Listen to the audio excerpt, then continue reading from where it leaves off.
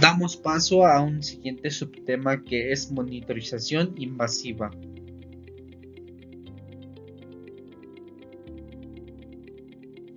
¿Qué es? La monitorización invasiva constituye una herramienta ampliamente utilizada en los pacientes críticos. Se canaliza a través de una vena de gran calibre alojándose. ¿Cuál es su uso? Permite obtener información acerca de la fisiopatología cardiocirculatoria. Es de útil guía para el diagnóstico y terapia en inestabilidad hemodinámica. ¿Qué mide? Mide las variables distintas como el gasto cardíaco, presión arterial, frecuencia cardíaca, presión venosa central y tensión arterial media.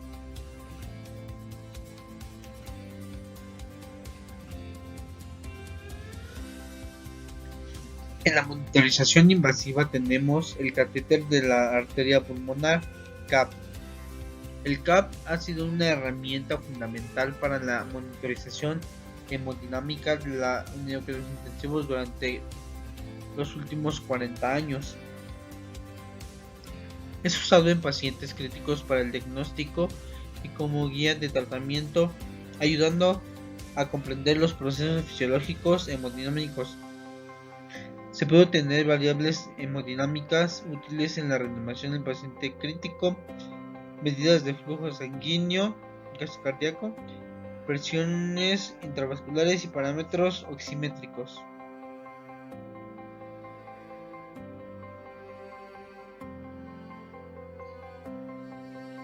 En el catéter de arteria pulmonar, como medición tenemos la medición del flujo sanguíneo, que es el gasto cardíaco.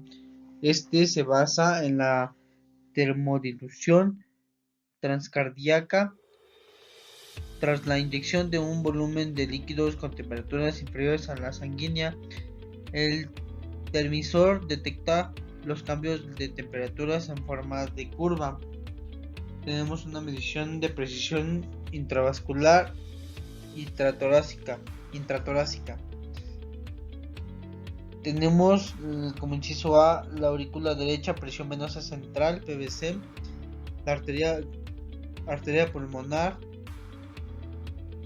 presión arterial pulmonar, y tenemos las venas pulmonares, presión de cuña, de oclusión, que es PAPO. Tenemos una medición de la saturación venosa mixta y otras derivaciones oximétricas. La saturación del oxímetro a nivel arterial pulmonar es la capacidad de oxígeno que queda en la circulación sistémica después de su paso por los tejidos.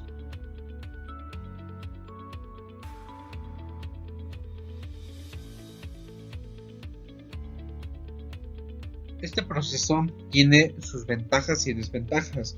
Entre las ventajas tenemos que podemos identificar y monitorizar los diferentes patrones de shock circulatorio. De igual manera, es una herramienta útil para mejorar la supervivencia del paciente.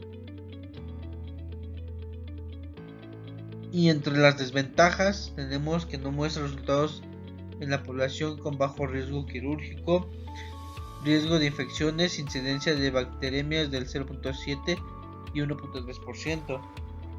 Y tenemos fenómenos trombióticos por uso prolongado, riesgo de arritmias durante su inserción.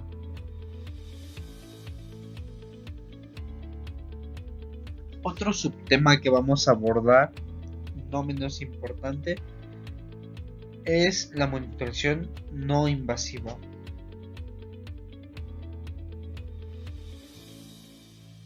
En la monitorización invasiva tenemos técnicas como la bioimpedancia transtorácica y el Doppler esofágico. Estas son técnicas desarrolladas en los últimos años para la valoración del gasto cardíaco y han llegado a tener una gran aceptación en la práctica clínica, aunque con ciertas limitaciones. Esta se caracteriza por no precisar de una técnica invasiva, y la detección del gasto cardíaco es a través de electrodos cutáneos.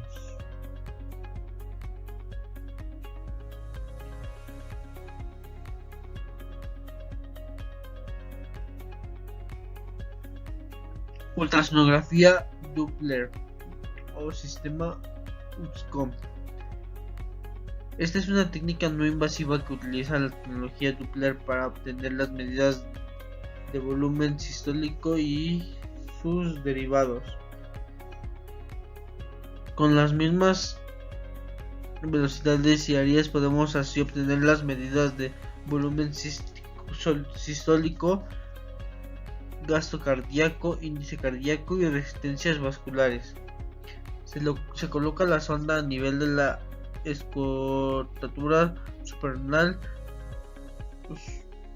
supraclavicular o paraesternal, buscando los flujos máximos del nivel del tracto de salida de manera en la válvula aórtica y pulmonar.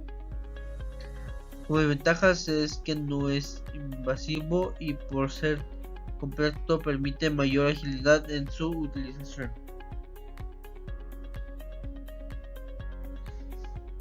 Doppler esofágico. Se trata de una sonda Doppler en forma de D que emite de forma continua ondas de ultrasonido con la frecuencia fija. La información se emite a un monitor que analiza la señal recibida y muestra una gráfica.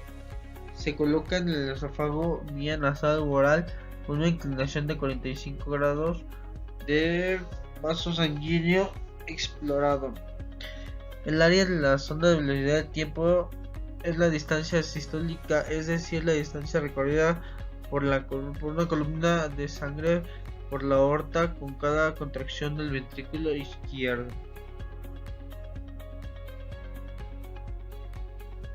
Interpretación de variables hemodinámicas.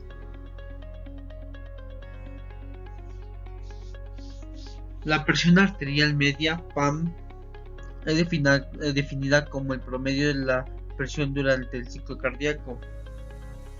Refleja mejor la presión sistólica, la perfusión que reciben los diferentes órganos. Se considera que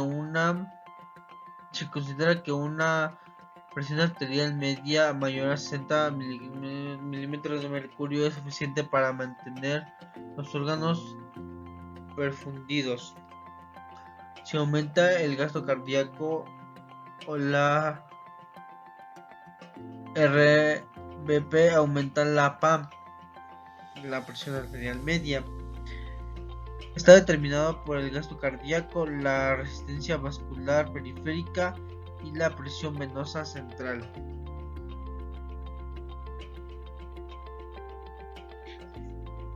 Índice cardíaco. Parámetro hemodinámico que relaciona el gasto cardíaco del ventrículo izquierdo en un minuto con el área de la superficie corporal. Si el índice cardíaco es menor a 2.2 litros, el paciente puede presentar shock cardiogénico. El rango normal en reposar es de 2.6 a 4.2 litros sobre minuto sobre metro. Determina la función completa del corazón.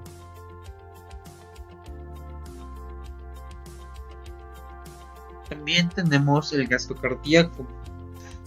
El gasto cardíaco es el volumen de sangre bombeado por minuto por cada ventrículo. El gasto cardíaco promedio es de 5.5 litros por minuto. La frecuencia cardíaca y el volumen sistólico están regulados por nervios del sistema nervioso autónomo y por mecanismos intrínsecos al sistema cardiovascular.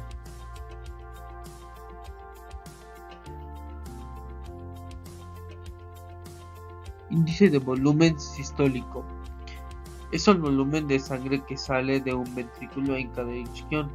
Representa la sangre que se expulsa del ventrículo izquierdo durante la sístole. Este es expresado en mililitros y va de los 60 a los 70 mililitros.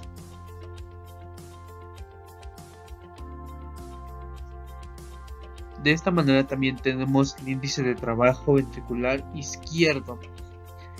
Es el trabajo realizado por el ventrículo izquierdo para eyectar el volumen sistólico a la aorta. De igual manera tenemos el índice de trabajo ventricular derecho. Es el trabajo realizado por el ventrículo derecho para inyectar el volumen sistólico a través de la circulación pulmonar. Este va de los 7 a los 12 gramos sobre metro cuadrado.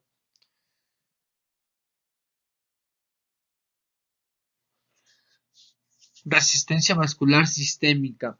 La resistencia vascular sistémica, a través de sus cambios regidos por mecanismos neuronales locales y humorales, condiciona el aporte adecuado en los órganos y diferentes tejidos. Va de los 770 a 1500 DINs sobre centímetro.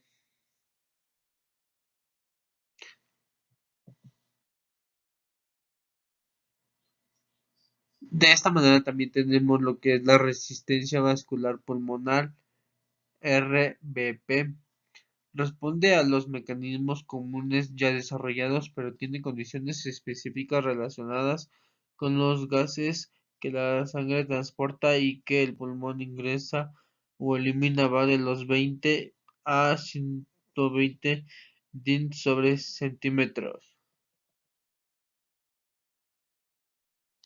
Contenido arterial de oxígeno. La concentración de oxígeno es igual al oxígeno combinado con hemoglobina y el oxígeno disuelto en plasma. Va de los 17 a los 20 mililitros sobre decilitro.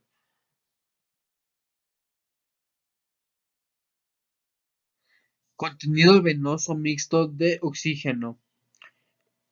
Esta es una variable de gran trascendencia debido a que evalúa de manera integral los determinantes de la relación aporte y consumo de oxígeno y percusión tisular. Va de los 12 a los 15 mililitros sobre decilitro. También tenemos el contenido capilar de oxígeno. Expresa la cantidad de oxígeno contenida en los capilares pulmonares. Su rango normal es de 21 mililitros sobre decilitro.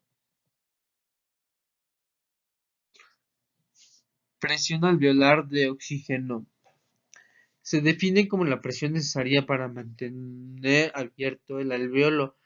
Está determinada por el equilibrio entre la velocidad con la que la sangre toma el oxígeno, dependiendo de las demandas metabólicas y de la velocidad con la que la ventilación alveolar repone a este último. Este va de los 95 a los 105 milímetros de mercurio.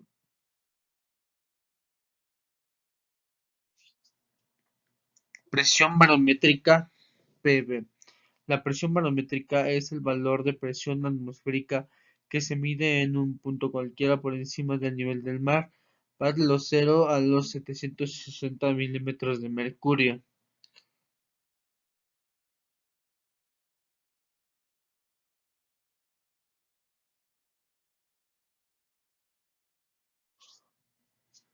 Otro subtema relacionado al paciente cardiovascular, tenemos los medicamentos que se le van a administrar al paciente.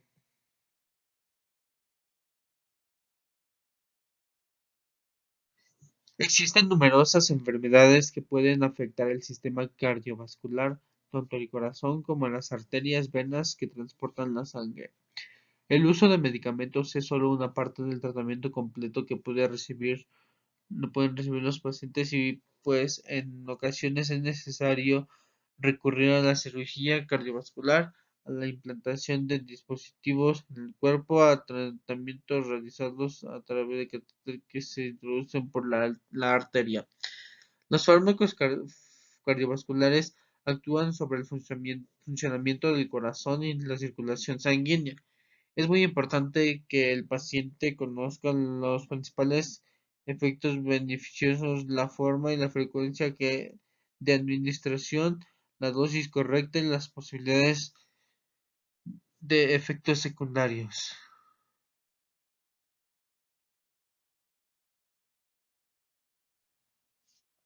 Aquí obligatoriamente vamos a realizar el uso de los 10 correctos en la administración de medicamentos, administración y administración de medicamentos. Como número uno tenemos el paciente correcto, número dos, medicamento correcto, número tres, dosis correcta, cuatro, vía correcta, cinco, hora correcta.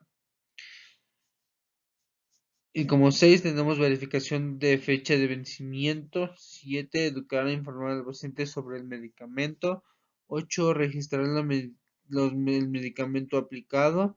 9 indagar sobre las posibles alergias a medicamentos y estar enterados en posibles alteraciones.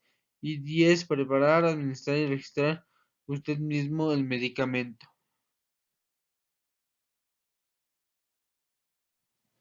De igual manera vamos a tener el uso de la meta internacional para la seguridad del paciente, en especial la número 3, que es el manejo adecuado de medicamentos de alto riesgo. Los medicamentos son clasificados de acuerdo a su riesgo. Rojo, medicamento de alto riesgo; amarillo, medicamento similar; y azul, medicamento de alto riesgo y similar. Vamos a aplicar siempre los 10 correctas en el uso de medicamentos. Los medicamentos que son preparados en diluciones para su administración deben estar correctamente rotulados según los datos requeridos en el sticker.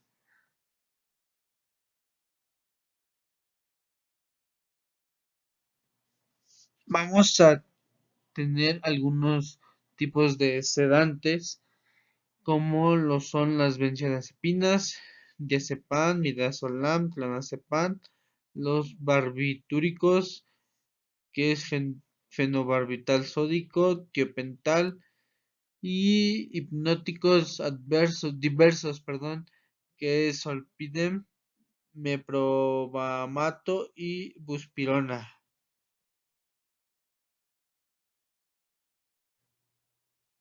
Diazepam disminuye la presión arterial y aumenta la frecuencia cardíaca. Este se administra por vía oral, intramuscular e intravenosa. La dosis en adultos es de 2 a 10 miligramos 2 o 4 veces al día durante las primeras 24 horas. En reacciones adversas tiene fatiga, somnolencia, debilidad muscular, y en contraindicaciones tenemos hipersensibilidad principal del activo, tenemos insuficiencia respiratoria, síndrome de apnea de sueño.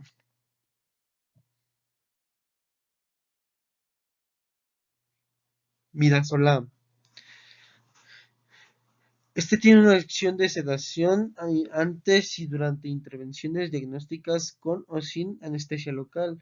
Su dosis es dosis inicial de 2 a 2,5 miligramos, dosis de ajuste 1 miligramo, dosis total 3,5 a 7,5 miligramos en su totalidad. En vía de administración debe ser intravenosa. En reacciones adversas tenemos apnea, depresión respiratoria, parada cardíaca en ocasiones graves. En contraindicaciones tenemos la hipersensibilidad a los componentes del fármaco e insuficiencia grave respiratoria.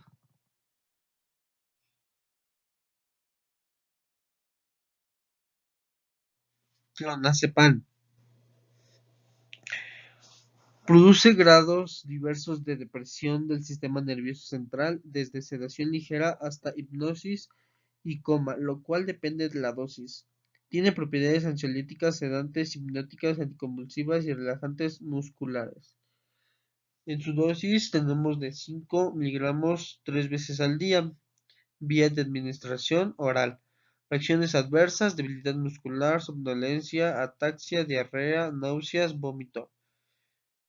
Y en contraindicaciones está contraindicado en la hipersensibilidad a los componentes del fármaco, enfermedad hepática y glaucoma.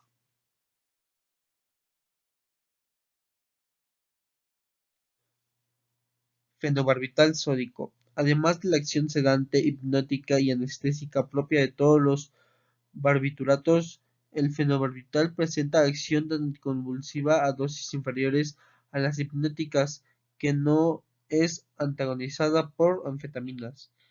En su dosis tenemos de 4 a 5 miligramos sobre kilo en el niño y de 2 a 3 miligramos sobre kilogramos en adulto.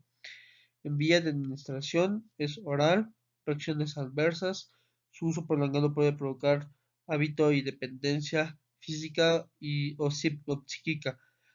Contraindicaciones tenemos hipersensibilidad a los componentes de la fórmula del fármaco. También está contraindicado en insuficiencia hepática y en la insuficiencia respiratoria, ya que puede aumentar la gravedad de este problema. Tiopental. El tiopentato de sodio es una droga derivada del ácido barbitúrico, más conocida por el nombre del metalsódico trapanal. Está clasificado como barbitúrico de acción ultracorta porque el efecto hipnótico en pequeñas dosis del fármaco desaparece en pocos minutos.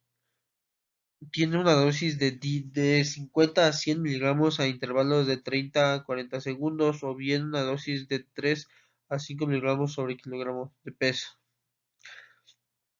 La vía de administración puede ser oral e intravenosa. En reacciones adversas tenemos depresión cardiorrespiratoria, arritmias, tromboflebitis, cefalea, vómitos, somnolencia, amnesia, reacción anafiláctica. Contraindicaciones y la hipersensibilidad al tiopental o a otros barbitúricos, intoxicación aguda por alcohol, somníferos, analgésicos o psicofármacos. Zolpidem. El zolpidem es un análogo de las benzodiazepinas, pero no es una benzodiazepina en sí, sino un fármaco hipnótico del grupo de los llamados fármacos Z. Dosis. La dosis diaria recomendada para adultos es de 10 miligramos tomando por la noche inmediatamente antes de dormir. Vía de administración oral. Reacciones adversas, somnolencia, cansancio, dolor de cabeza, mareos, aturdimiento, sensación de estar drogado. Contraindicaciones. En pacientes con hipersensibilidad conocida al fármaco o a cualquiera de los componentes de su formulación, el zolpidem solo debe utilizarse en el tratamiento a corto plazo del insomnio. Meprovamato. El meprovamato se usa para tratar los trastornos de ansiedad para el alivio a corto plazo de los síntomas de ansiedad en adultos y niños mayores de 6 años.